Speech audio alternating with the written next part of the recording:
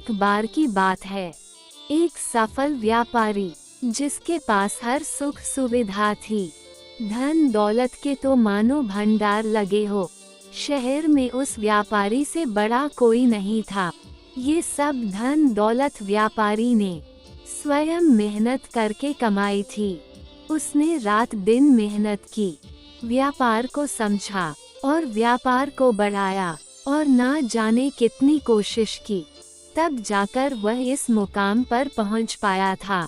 व्यापारी बहुत दयालु प्रवृत्ति का था। वह हमेशा धार्मिक कार्य किया करता और दान भी दिया करता था। व्यापारी की एक लड़की थी जो विदेश में पढ़ा करती थी और एक लड़का था जो पढ़ाई पूरी करके व्यापार करने आया था। व्यापारी ने देखा कि उसका लड़का बेवजह ही अधिक खर्च करता है और जब भी कोई कर्मचारी अथवा कोई अन्य व्यक्ति भिखारी कुछ भी मांगता है तो वह बिना सोचे समझे दे देता है। बहुत कम समय में ही व्यापारी का लड़का उससे ज्यादा दान करने लगा।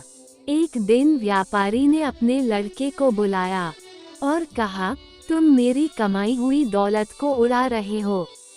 तुमको क्या लगता है ये दान करना सही है? क्या तुमको पता है दान कब करना चाहिए और क्यों करना चाहिए? तुमने अभी तक 1 रुपया भी नहीं कमाया है, इसलिए तुमको इसकी कीमत का अंदाजा नहीं है।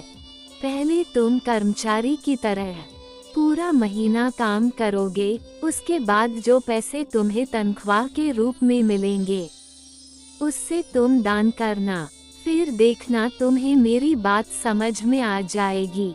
व्यापारी के लड़के ने पिता की बात मानी और 1 महीना कर्मचारी की तरह काम किया और जब उसको पगार मिली तब उसको समझ में आया कि पैसे की कीमत क्या होती है।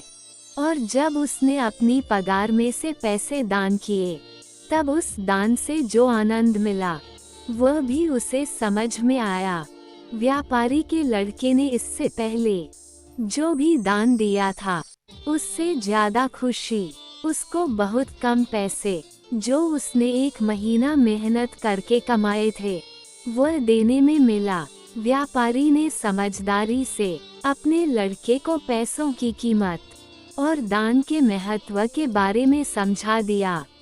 शिक्षा: दान हमेशा अपने कमाए हुए पैसों से ही करना चाहिए, तभी उसका हमें धार्मिक लाभ मिलता है और मन को बहुत शांति प्राप्त होती है।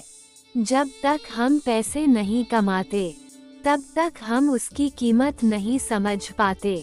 धन्यवाद।